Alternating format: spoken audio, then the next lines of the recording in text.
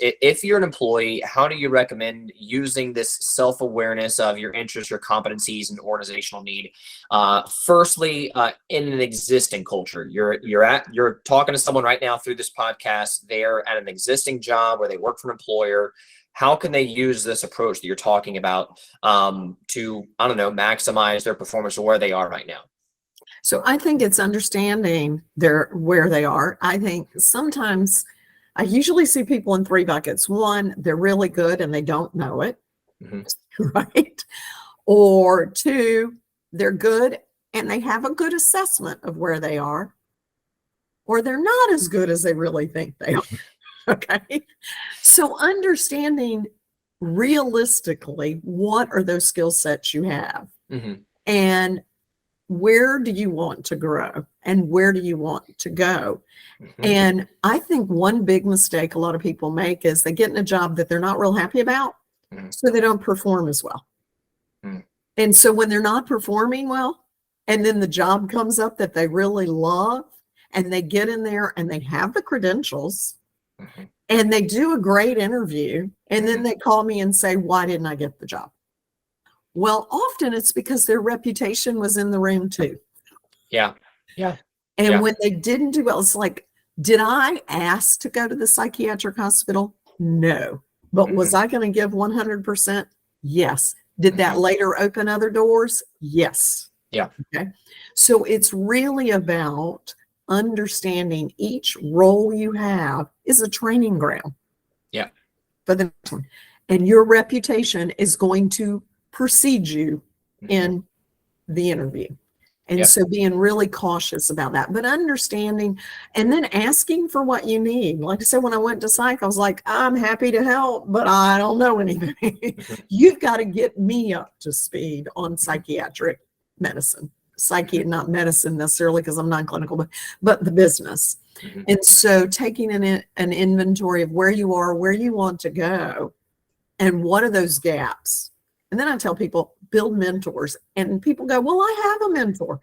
One mentor is not enough. That's a lot of stress on one person. I have mentors that introduce me to people. They're my connecting mentors. Yeah. I have people that are my technical mentors. They keep me up to speed on all the new technology. That's not my area, right? There's people like I'm sure you mentor people in your area of expertise. But it's not about finding one. It's about identifying those skills you need and building almost your own personal board of directors. Oh yeah, that's a good thought. So you'd mentioned it previously about, when you're looking for new positions. If you're talking to an employee who is looking for a new position, they're looking to upgrade or they're unemployed right now, how can leadership leverage and this self-awareness help them find, if not the Goldilocks fit, the next best thing? Yeah. I think it's about one, I always tell people, they go, well, I send out 100 resumes, but who do you know?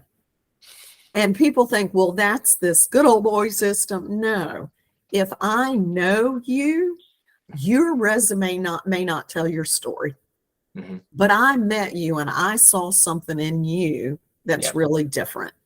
And so you can never underestimate, just going out to eat with different people, meeting different people, going to the chamber network events, going to all kind of events just to get out there and meet people. And there's a great book by Vanessa Van Edwards, and it's hold on. She well, I have it, but I won't. It's called Captivate. She has one called Clues, but it's called Captivate. And if you struggle with networking, that book tells you exactly where to stand in the room, interesting conversations you can start, just how to be different in a networking environment. And I'm saying, if you're looking for something, that's what you want to do. But I want to step back a second and say, why are you looking? If you're in an organization and you're not happy, people think, I got to leave. No, figure out why it is you want to leave. Is it, some people say, well, I just don't like this environment. Is it you or is it the environment? Okay. Right. So what is it about that that isn't a good fit for you? Because if you don't figure that out and you go somewhere else, it could be the same issue. Right. And Right. so it's really about figuring out who you are and what's not going right. And then if it's not going right, I'd say talk to the manager, find out, is there a way to fix it? Because just jumping ship in the pandemic, a lot of people jump ship. And I've seen research that says anywhere from 50 to 70% would prefer to go back. Yeah. So I think the pandemic made the pendulum swing really hard in all sorts of directions. And so there was a lot of overreaction. So I'm not surprised that, people went and rode the wave of the great resignation. And then, I don't know if I should have done that. Yeah. And so think about, even if somebody leaves your organization as a leader, treat them well. They may come back. Right. Yeah, because your reputation precedes you as well, right? If you're the employer, do you keep the bridge open or do you blow it up on the way out? Okay, so that brings me to the employer. So we talked about leadership leverages, and we've spoken to the employee or the up and coming person, the mid-level manager. Now let's talk about the CEO. Let's talk about the VP. Let's talk about the proprietor. How do you leverage your leadership leverage and your role as an executive? I think it starts very similar to anybody in that you got to understand who you are.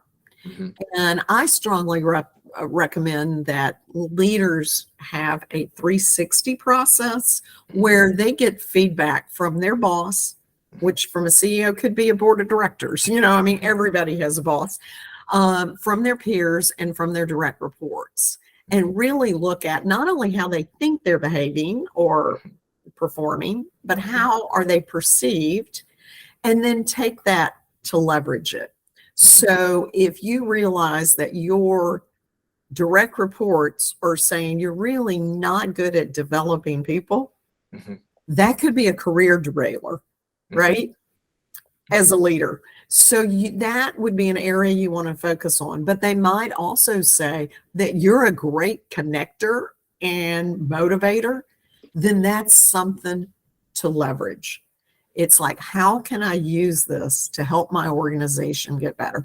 And leaders know their organization better than anyone else. So understanding what they bring to the table, but then understanding their team and spending that time with their team and getting to know, you know what? Julie's really good at this, but she told me she wants to do this. They thought I was really good at running the psychiatric hospital. And I was like, but my passion is organizational development. Can I do it? And in the interim, they said, no, we don't know what that is. We don't have the job. Go do recruitment. Right? Yeah. Well, okay. But understanding that people may be really good at something and adding great value, but if they aren't passionate about it, they're in good soldier mode. And again, it could go back to flight risk. So, that makes sense. The 360 evaluations, by the way, maybe I missed this, are those like open and direct discussions, or those anonymous surveys? What is the best way to get the best, most constructive critique in the 360 system? And you don't have to give away any secret sauce, but I just know the gist of how do you make sure you're truly hearing as a leader from your people, but in the most appropriate way? Okay, so no secret sauce, no big deal. I can share this. Basically, I recommend some people want to use the 360 process for evaluations. Never, because you don't get good feedback. What you get is either somebody trying to slam somebody because they don't like them, or over promoting. It is a development tool. It is an insightful tool where we have a survey that goes out and it's anonymous, except for, of course, the boss. There's only one in that category, but usually you get at least 3, and I recommend 5 in each category, so that you get some anonymous feedback. Somebody may want to tell you directly, but you usually get clearer and better feedback when they believe it's not going to be, it's confidential. It's Right. confidential. So, and you get your employees, but then it's how the leader uses that information that makes a difference. If they go and they get some areas for improvement from their employees, and they go to a meeting and they say, I don't understand why y'all said that. What do you mean? Totally destroys the whole process. Yeah, you'll never get feedback again. But if you go in and say, I'm hearing that I'm not developing you as well as you would like. I need to learn more about that because that's not my intent. Then you start that dialogue and can get better. And then it opens up, how can you might find you've got a superstar. I'll give you an example. We had somebody who came on as an admin. I was asked, and I am the big picture, wouldn't it be cool? And I can build plans and I can implement, but my passion is, let's figure all this out and then hand it off, right? Yeah. Well, so I thought, wouldn't it be cool if we had this software system that did blah, blah, blah, blah, blah. I do not like, playing around in detailed computer stuff. Yeah. And they said, yeah, that'd be cool. Julie, you're now responsible. So what about my innovate and delegate system? Yeah. So I'm sitting here in an office trying to figure out all the backside of a computer program that we're putting together. And I go to lunch with the admin and I said, tell me, what is it she was relatively new. And I was like, what is it you really love to do? She goes, oh, I love computer systems. I'm like, really? And I'm telling you, I had spent 4 hours trying to do something and I could do it, but it's not my passion. So it took me longer. So when you think about productivity, you don't have the right person, it takes them longer. Yeah. She gets back and she goes, let me just look at it. An hour later, she has done everything that I was trying to do and said, oh, by the way, do you know it could also do X, Y, and Z? Yeah. And I was like, you're the queen. You're the queen. Yeah. And it's about understanding that. If I had not gone to lunch with her that day, I would have spent the whole afternoon still struggling. Yep. Would have gotten there, but lost productivity. Right.